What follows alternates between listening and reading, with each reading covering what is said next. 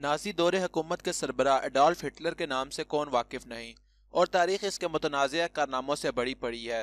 عام طور پر ہٹلر کو یہودیوں کی نسل کشی کے حوالے سے شہرت حاصل ہے، لیکن ہٹلر کی زندگی کے حوالے سے چند ایسے حیرت انگیز حقائق بھی ہیں جو بہت کم لوگ جانتے ہیں۔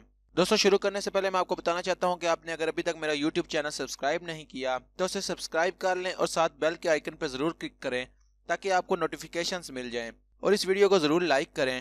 لائک کرنے پہ آپ کے بالکل بھی پیسے نہیں لگیں گے، لیکن میری حوصلہ افزائی ضرور ہوگی۔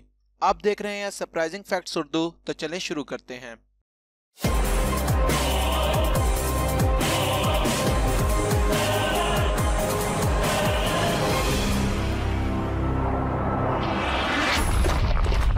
پہلی محبت۔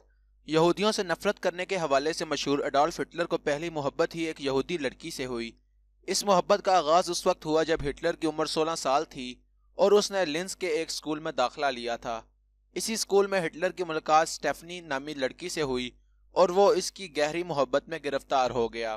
Family doctor. آپ کو یہ جان کر شدید حیرت ہوگی کہ ہٹلر کا فیملی ڈاکٹر بھی ایک یہودی ہی تھا۔ اس یہودی ڈاکٹر کا نام ایڈورڈ بلوچ تھا، اور یہ ڈاکٹر ہر وقت اپنی مریضوں کی مدد کے لیے تیار رہتا تھا، چاہے رات ہی کیوں نہ ہو۔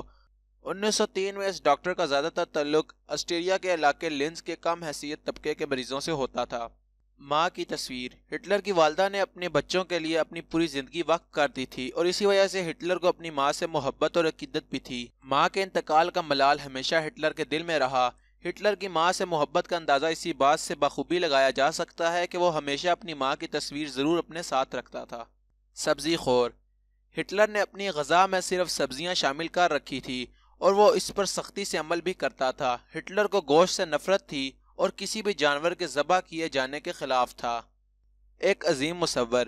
ہٹلر کو ساری زندگی مصوری میں بہت زیادہ دلچسپی رہی، اور اس نے ہزاروں کی تعداد میں پینٹنگ اور پوسٹ کارڈ تخلیق کیے۔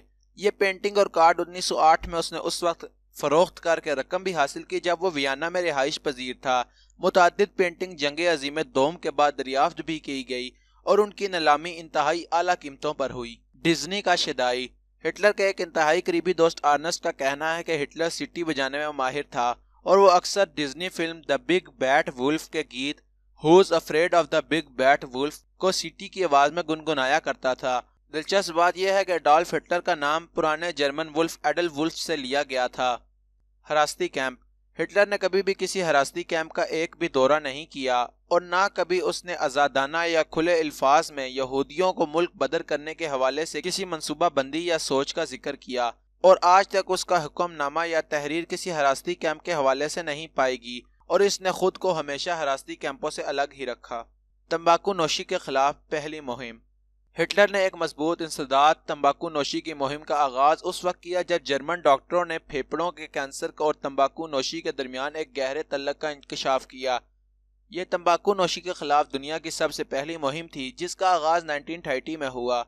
اس دن کے بعد سے ہٹلر نے تمباکو کو کبھی ہاتھ بھی نہیں لگایا اور اس سے نفرت کرنے لگا۔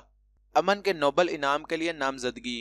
سویڈن کی پارلیمنٹ کی جانب سے 1939 میں ہٹلر کو امن کے نوبل انعام کے لیے نامزد بھی کیا گیا تھا، لیکن اس وقت کے متنازع جنگی حالات کے باعث اس نامزدگی کو سنجیدگی سے نہیں لیا گیا، اور اس کی دوسری وجہ جنگ عظیم دوم کی سیاسی کشمکش بھی تھی۔ کتوں سے محبت۔ ہٹلر کو کتوں سے بہت محبت تھی، جبکہ اسے بلیوں سے خوف آتا تھا۔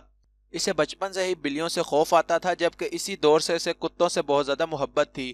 ہٹلر نے بلیوں سے ہمیشہ ایک فاصلہ قائم رکھا۔ ہٹلر کا پسندیدہ کتا جرمن شیفرڈ تھا۔